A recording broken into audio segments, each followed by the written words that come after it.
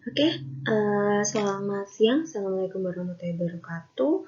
Oke, selamat datang di mata kuliah Kimia Kosmetik ya.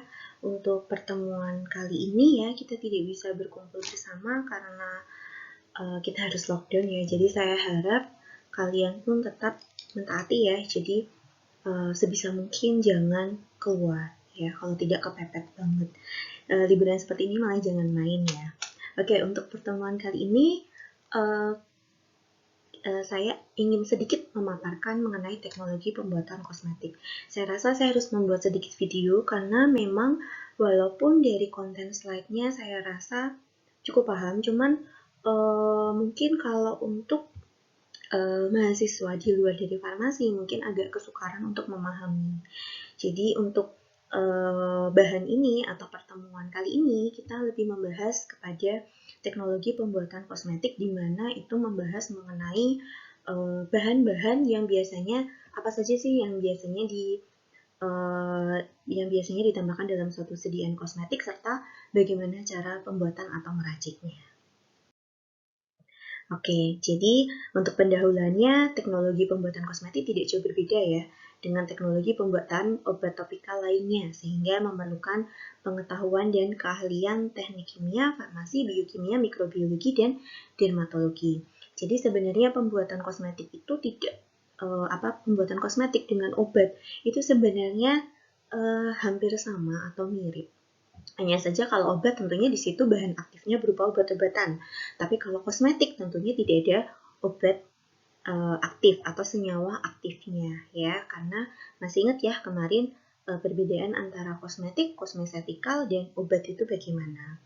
Akan tetapi ketika kalian melihat krim yang ada di pasaran, obat-obatan, salep, sebenarnya bahan dasar dari salep itu sama persis dengan sediaan, bukan sama persis, saya rasa hampir mirip dengan kosmetika yang berbentuk salep tersendiri ya.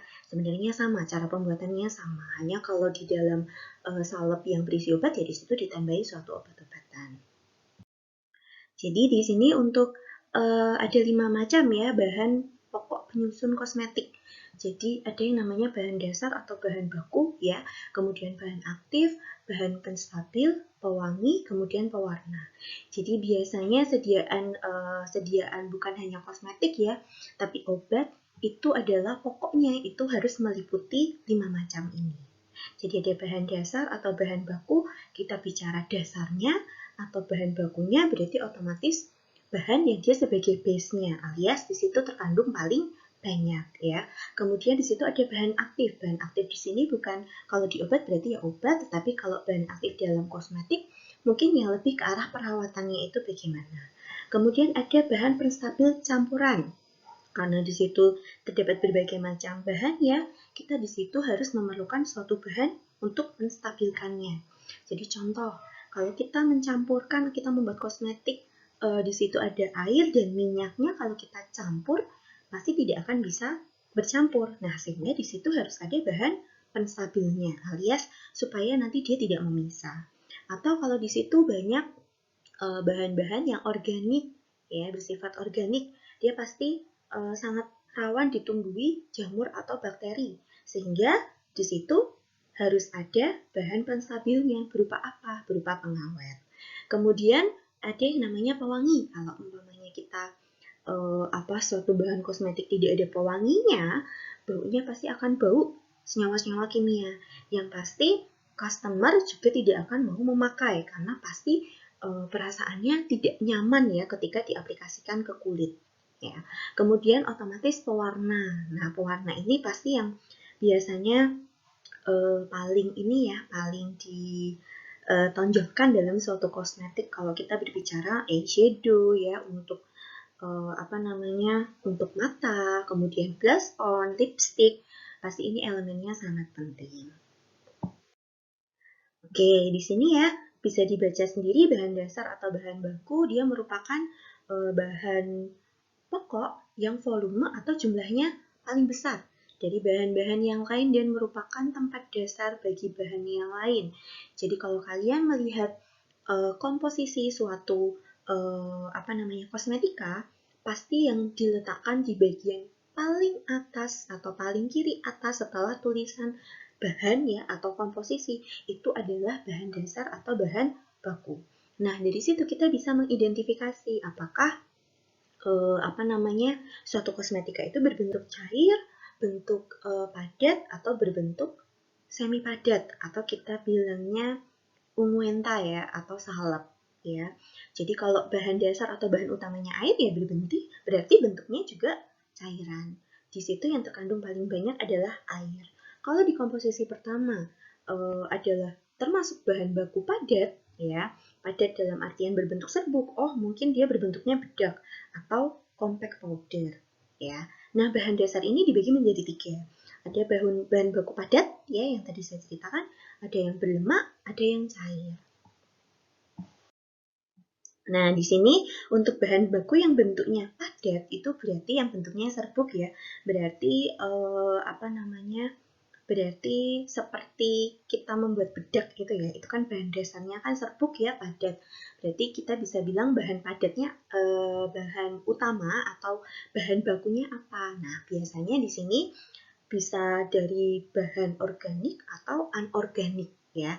Jadi kalau anorganik di sini ada zinc oxide ya, titanium oxide, talc, bentonit, kalamin. Kalau bahan baku organik di sini ada hati dan seng stearat. Nah, untuk zinc oxide atau seng oksida, nah dia mempunyai kelebihan dan kekurangan. Kelebihannya bisa dibaca sendiri ya di sini. Untuk kekurangannya, untuk zinc oxide ini ya, atau seng oksida, dalam penyimpanan terbuka, dia itu akan bereaksi dengan karbon dioksida sehingga membentuk karbonat yang kasar. Nah, kalau sudah berbentuk seperti ini ya, otomatis bagaimana kalian sebagai yang memformulasi. Berarti ketika kalian membuat suatu komposisi di situ ada zinc oxide-nya, berarti bagaimana caranya kalian menyingkirkan si karbonat-karbonat kasar itu? Ya bisa dengan jalan dipanaskan dahulu ya di oven ya supaya zinc oxide-nya ya di situ atau uap-uap dari di situ menguap, baru kemudian yang pasti adalah diayak ya. Maka dari itu kalian pun juga kalau seandainya membeli bedak atau mempunyai suatu produk kosmetik yang mana di situ ada zinc oxide-nya, berarti penyimpanannya bagaimana? Harus ditutup dengan rapat, tidak boleh sering dibuka. Kenapa? Karena kalau dia sudah gerinjel-gerinjel ya atau sudah membentuk seng karbonat, nah itu malah bisa mengiritasi kulit. Kemudian titanium dioksida ini biasanya ya dia unggul di bidang sinar UV ya. Sehingga kalau bedak yang mengandung titanium dioksida ini dia biasanya mempunyai efek anti sinar UV. Oke, kemudian untuk pembahasan selanjutnya ya yaitu talc dan starch ya. Saya rasa ini bisa dibaca sendiri ya. Saya rasa sudah cukup.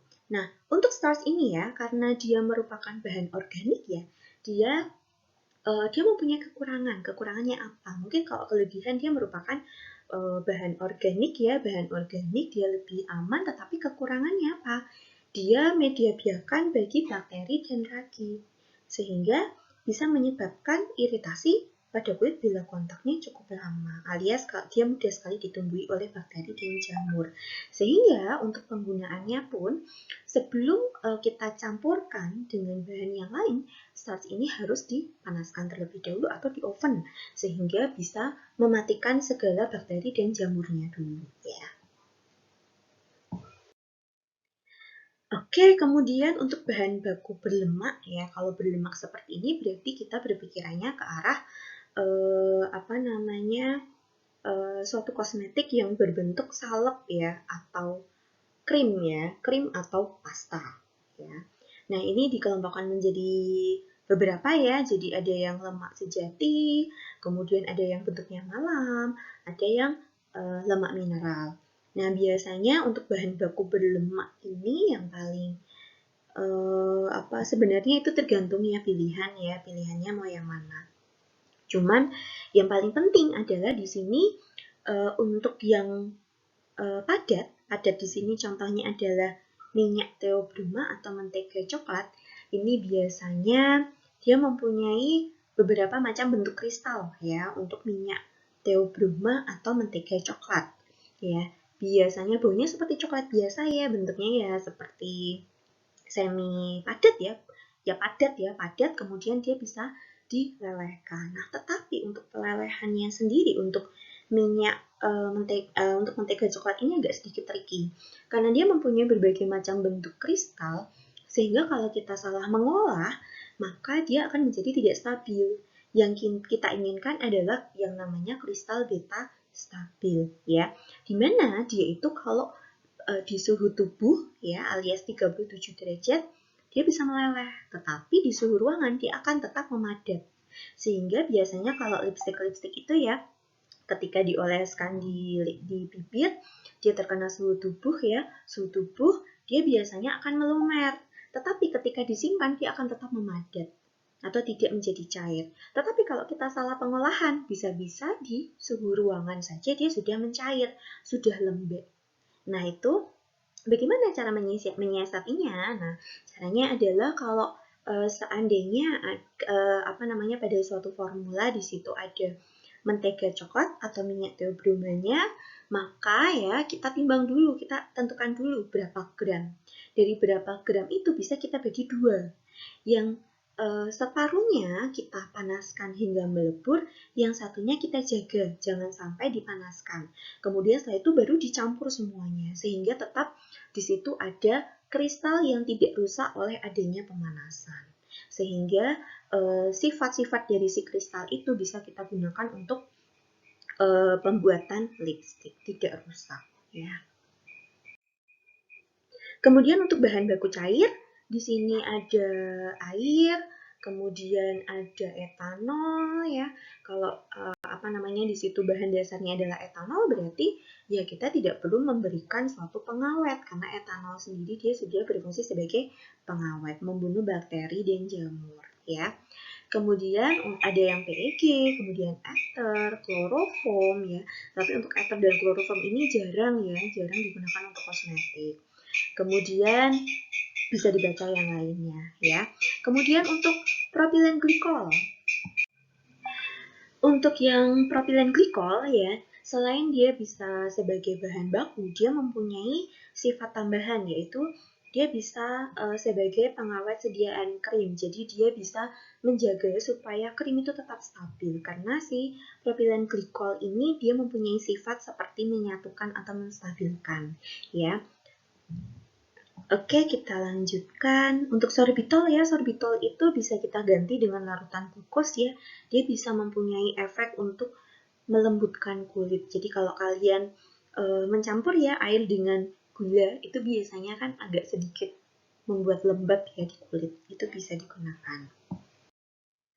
Oke, kemudian kita lanjutkan ke bahan aktif dari kosmetika ya. Jadi bahan aktif itu adalah bahan yang terpenting dan mempunyai daya kerja yang diunggulkan alias memberikan makna pada seluruh campuran kosmetik. Jadi kita bisa menggunakan ada asam ascorbat alias vitamin C ya, kemudian pakai vitamin A. Nah, itu bisa kita gunakan sebagai bahan aktif kosmetik ya. Karena pada umumnya konsentrasinya kecil, tapi kita juga bisa menambahkan konsentrasinya, kita bikin tinggi sehingga bisa jadi adalah bahan aktif itu berperan sebagai bahan dasar.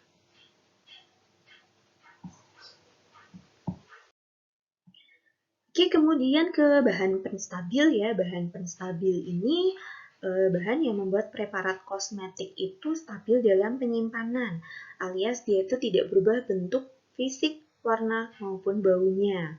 Nah, kita golongkan jadi beberapa, yaitu ada emulgator. Emulgator ini menurunkan tegangan permukaan kedua cairan. Jadi kalau seperti yang saya ceritakan di awal ya, kalau kita punya air dan minyak, itu kan tidak bisa campur ya. Nah, kita memerlukan suatu bahan tambahan, namanya apa? Emulgator. Emulgator digunakan untuk membuat suatu emulsi.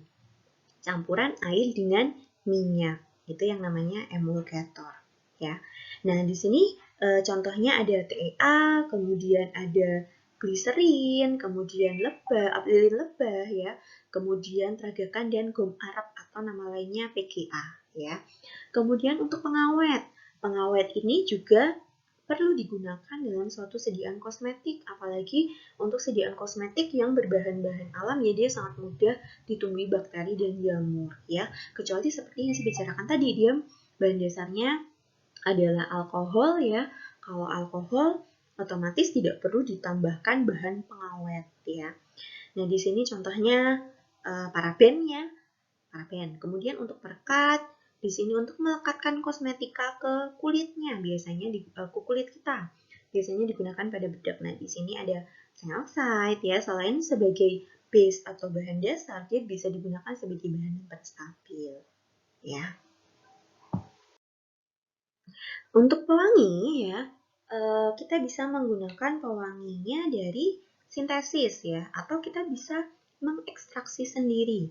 Saya sepertinya dulu pernah ya menerangkan tentang ekstraksi ya, jadi yang dulu pernah saya ceritakan ketika kita mengekstraksi teh ya, itu bagaimana caranya. Nah, ekstraksi pewangi di sini hampir sama, jadi kita hanya mengambil zat wanginya saja dari Simplicia ya. Tetapi di sini akan ada keterbatasan ya, sehingga lebih enak kita menggunakan sintesisnya saja ya, karena biasanya kalau yang dari bahan alam itu cenderung lebih mahal. Kemudian pewarna ini merupakan penentu sediaan kosmetik ya. Tidak semua pewarna dapat digunakan sebagai pewarna kosmetik ya, karena ada bagian tertentu yang sensitif terhadap pewarna seperti kulit di sekitar mata, bibir, mulut, dan kuku. Sehingga untuk pemilihan pewarna sendiri pasti ada yang disetujui oleh BPOM, ada juga yang tidak. Kalian nanti bisa mencari ya di internet ya, bahan-bahan apa saja yang boleh dan bahan-bahan apa saja yang tidak boleh digunakan sebagai pewarna. Nah, kita beranjak ya ke cara pembuatan kosmetik. Jadi, untuk cara pembuatan kosmetik kita bagi menjadi beberapa kelompok tergantung dari bentuk sediaannya. Jadi kalau bentuknya serbuk ya, itu pasti akan berbeda ya cara pembuatannya, yang dengan yang berbentuk cair, setengah padat atau padat. Di sini maksudnya padat ada dua ya, padat yang seperti lipstick, pensil alis, dengan yang padat berbentuk bedak muka atau serbuk ya, pokoknya yang serbuk-serbuk seperti itu. Kalau untuk yang cair, di sini kita bicarakan emulsi dan suspensi. Kalau emulsi tadi ya, campuran air dengan minyak atau sama-sama cairan ya, yang tidak bisa saling campur, tetapi di situ ditambahkan bahan tambahan berupa apa tadi? Emulsifying atau emulgator. Kalau suspensi, ya suspensi sendiri dia merupakan campuran padatan dengan cairan yang dia itu tidak saling campur. Nah, dia harus ditambahkan bahan tambahan supaya dia bisa campur. Namanya adalah suspending agent. Jadi kalau emulsi emulgator atau emulsifying agent, kalau suspensi namanya suspending agent. Oke, untuk sediaan bentuk padat ya, jadi merupakan campuran dari 2 atau lebih bahan, dibuat dengan cara mencampurkan bahan-bahan yang telah ditimbang satu per satu dahulu, sedikit demi sedikit dimulai dari bahan yang jumlahnya paling kecil. Jadi kalau kalian membuat suatu formula, ada bahan A, B, C, D, E, kalian lihat mana yang paling kecil dahulu. Ya, otomatis yang pertama kalian timbang dulu ya masing-masing. Kemudian kalian lihat dulu mana yang paling kecil ukurannya atau takarannya, itu masukkan dulu ke dalam lumpang ya. Kemudian baru ditambahkan ke jumlah yang lebih besar baru yang paling besar, dengan diaduk sedikit demi sedikit supaya homogen ya. Nah, kemudian bedak tabur harus terbebas dari butiran kasar, bebas dari bakteri dan Bacillus anthracis. Nah, ini biasanya adalah cemaran-cemaran yang ada pada bahan baku. Sehingga ketika kalian membuat suatu kosmetik, kalian harus bisa menjamin bahwa bahan-bahannya terbebas dari itu tadi. Ya, bagaimana caranya? Kalau butiran kasar, masih ingat kan tadi bahan apa yang dia bisa menyebabkan terbentuknya titik-titik-titik sehingga ada serbuk kasar. Nah, supaya menghindari serbuk kasar itu kita bisa mengayak ya, mengayak atau dipanaskan dulu baru diayak. ya. Kemudian kalau bebas dari bakteri, bahan-bahan tertentu yang dia tahan terhadap pemanasan bisa kita oven terlebih dahulu sebelum kita campur dengan bahan-bahan yang lain. Kemudian di sini ada bahan baku seperti talk, kaolin, bahan mineral. Dia harus disterilkan dengan oven suhu 150 derajat selama 1 jam. Kemudian kalau ada yang berbentuk bedak tabur yang mengandung lemak, ya, jadi kalian tadi mengenal beberapa macam jenis bahan yang lemak, nah harus dicampur sampai homogen, perlu diayak dengan derajat kehalusan tertentu. Jadi setelah dicampur-campur semuanya, termasuk bahan berlemaknya, terakhir harus diayak. Ya, jadi semua sudah dicampurkan, kemudian produk akhirnya harus diayak. Kemudian parfum, ya karena dia minyak asiri harus ditambahkan terakhir. Alias sudah jadi semua, ya tinggal dikemas, baru diteteskan dengan parfumnya. Kenapa? Karena otomatis parfum kan mudah untuk menguap.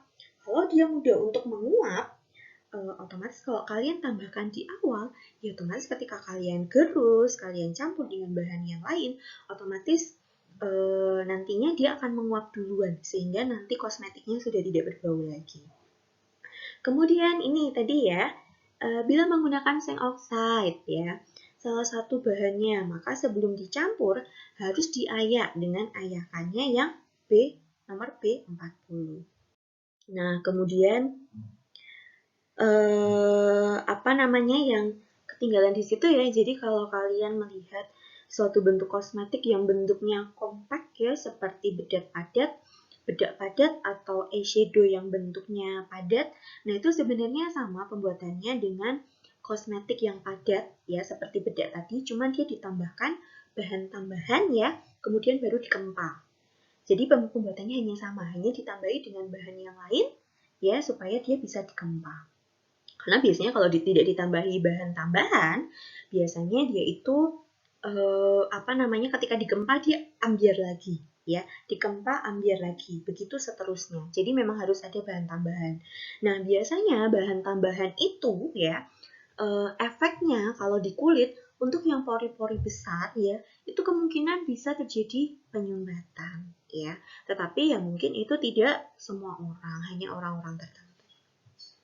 Kemudian untuk sediaan kosmetik setengah padat ya, dia syarat utamanya tidak boleh berbau tengik karena bahan-bahannya rata-rata ya setengah padat. Setengah padat itu rata-rata rawan tengik. Ya, makanya perlu ditambahkan antioksidan ya. Contoh bahan baku di sini ada vaselin ya, parafin, kemudian minyak tumbuhan, adepsanae dan lanolin. Nah, untuk cara pembuatannya ada yang harus diperhatikan. Yang pertama, kalau kalian lihat dulu bahan-bahan dasarnya yang kalian gunakan. Kalau di situ ada bahan yang dapat larut dalam dasar salep ya, alias kalian lihat dulu mana yang paling banyak atau mana base-nya dulu, kemudian kalian lihat bahan-bahan yang lain. Kalau dalam dalam bahan itu ada bahan yang bisa larut dalam dasar salepnya itu, maka larutkanlah dulu dalam basis salepnya bila perlu dengan pemanasan yang rendah saja ya. Kemudian untuk biasanya di atas penangas air ya. Kalau zat yang tidak cukup larut dalam dasar salep di situ aja, lebih dahulu diserbuk dan diayak dengan derajat ayakan B40. Jadi kalau di situ ada zinc oksida ya, itu diayak dulu atau bahan-bahan lainnya yang dia itu istilahnya tidak larut di dasar salepnya ini. Kalau zat yang mudah larut dalam air dan stabil serta bahan salep mampu menyerapnya, maka dilarutkan dalam air dulu yang tersedia baru dicampurkan ke bahan-bahannya yang lain. Kemudian bila dalam menyediakan kosmetika dengan cara dilebur, maka campuran masing-masing jadi semuanya bisa dilebur semua, maka leburlah semua dengan panas yang kecil ya. Kemudian baru diaduk dalam mortir hingga sampai dingin. Ditunggu sampai campurannya semuanya leleh. Jadi langsung masukkan ke bukan mortir ya, tapi cawan porselin, masukkan semuanya, dilelehkan, kemudian baru diaduk hingga dingin. Oke, kita lanjutkan ya untuk kosmetika berbentuk krim ya. Untuk krim dan salep sebenarnya hampir sama, yang berbeda hanya kandungan airnya. Kalau untuk salep kandungan airnya atau pasta ya, urutannya adalah kalau dari kandungan air, pasta itu yang kandungan airnya paling sedikit. Terus habis itu dilanjut dengan salep, kemudian baru krim. Jadi kita bisa menyimpulkan bahwa krim itu adalah sediaan setengah padat yang jumlah airnya itu lebih banyak dibandingkan dengan salep ataupun pasta. Nah, di sini dijelaskan bahwa dia berbentuk emulsi kental, mengandung tidak kurang dari 60% air. Nah, emulsi seperti yang saya jelaskan tadi ya, dia terdiri dari dua cairan yang tidak saling larut tetapi membentuk suatu campuran yang homogen karena adanya emulgator atau emulsifying agent. Nah, tipe emulsi ini ada dua. Jadi tipe minyak air atau minyak kita larutkan ke dalam air. Berarti kita bisa menyimpulkan bahwa di situ paling banyak kandungannya adalah air. Sehingga sifatnya dia sangat mudah dicuci oleh air. Nah, biasanya kalau kita aplikasikan di kulit ya, si krim yang basisnya minyak dalam air ini, dia lebih mudah untuk menyerap, lebih lebih encer, lebih cuek ya dibandingkan dengan air dalam minyak. Kalau air dalam minyak berarti base-nya atau bahan utamanya adalah minyak, sehingga dia dapat dicuci dengan minyak dan agak susah dicuci dengan air biasa ya. Nah, di sini kalian bisa baca sendiri ya contoh emulgatornya dan sebagainya. Nah, ini bisa baca sendiri ya, biasanya kalau emulsi ini ditambahkan dengan antioksidan dan pengawet. Kenapa? Ya karena antioksidan supaya tidak tengik karena di situ ada minyaknya ya. Kemudian pengawet di situ ada air, mudah untuk ditumbuhi bakteri ya dan jamur sehingga untuk untuk formula bentuk krim ini sudah pasti akan ada antioksidan dan ada pengawetnya. Biasanya digunakannya Nipagin atau Nipasol ya, atau biasanya campuran dari keduanya. Ya. Kalian nanti bisa cari ya, sebenarnya kenapa kok harus kombinasi dari Nipagin dan Nipasol ya. Oke, di sini mixtur gojok atau suspensi masih ingat ya tadi? Suspensi adalah campuran dari apa? Dari air dan juga bahan padat yang tidak mau campur, tetapi di situ ada tambahannya ya untuk bisa menyatukan, namanya suspending agent. Jadi ini salah ya, bukan emulgator ya, tapi suspending agent.